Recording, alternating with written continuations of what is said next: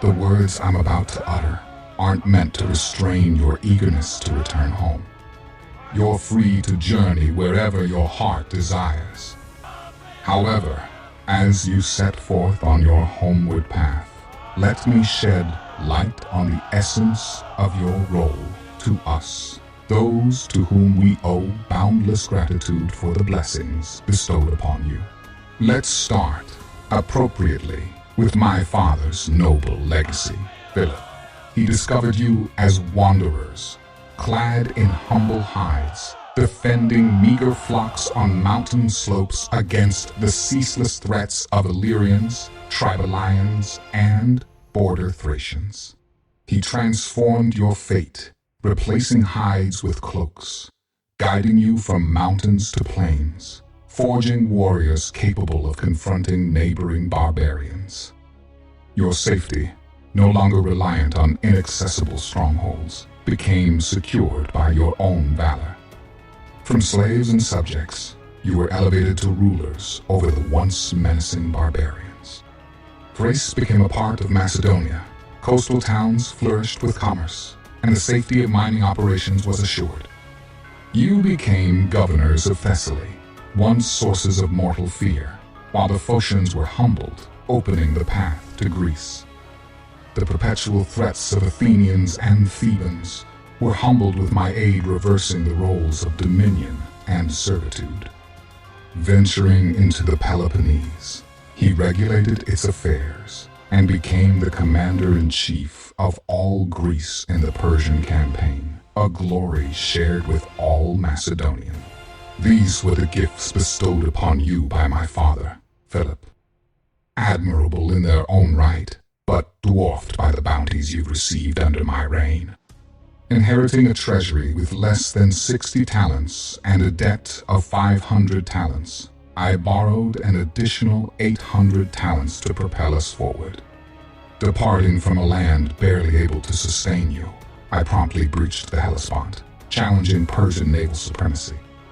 Victorious in cavalry engagement against Darius's satraps, I added Ionia, Aeolus, Phrygia, Lydia, and besieged Miletus to your empire. Other regions willingly surrendered, their wealth at your disposal. Egypt and Cyrene's riches, acquired without battle, are yours.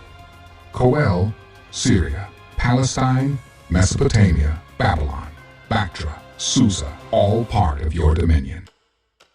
Lydia's wealth, Persia's treasures, India's riches, and the vast expanse of the outer sea are now under your command.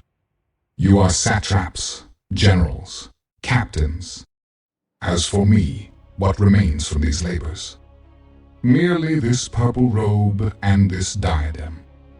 I haven't claimed anything for personal gain, and no one can identify my treasures except those shared possessions or those I safeguard on your behalf. Individually, I have no motive to guard them, for my sustenance mirrors yours, and my rest equals yours. I dare say my fare isn't as lavish as those among you who live in luxury, and yet I often stay awake through the night, watching over you so that you may sleep. Some may argue that while you endured toil and fatigue, I, as your leader, acquired these things without sharing in your struggles. Yet, who among you can claim to have endured greater toil for me than I have for you? Show me your wounds, and I shall reveal mine. There is no part of my body untouched by the scars of battle. For I have faced swords in close combat, been struck by arrows and missiles from war engines. Stones and wooden bolts aimed at me for your sakes have left their marks. And yet, I lead you as conquerors over land and sea, rivers, mountains, and plains. Your weddings, your joys, your sorrows, I have shared them all. The children of many among you will be akin to my own, clearing the debts of those who incurred them without prying into their purposes. Despite your generous pay, and abundant booty after sieges. I have liberated you from taxation and public service. Each of you with a golden crown, statues erected in honor of the fallen, and parents revered all attest to the glory you have earned under my leadership. Now, I intended to send back those unfit for service, objects of envy to those at home. However, if all of you wish to depart, then depart.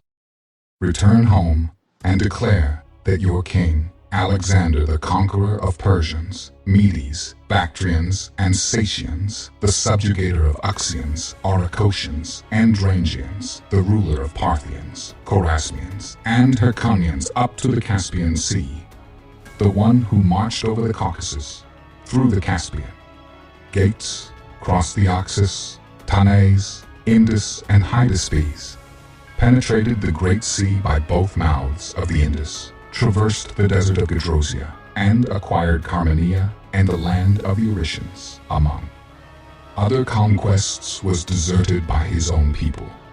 Perhaps this tale will be glorious in the eyes of men and divine in the eyes of the gods. Depart,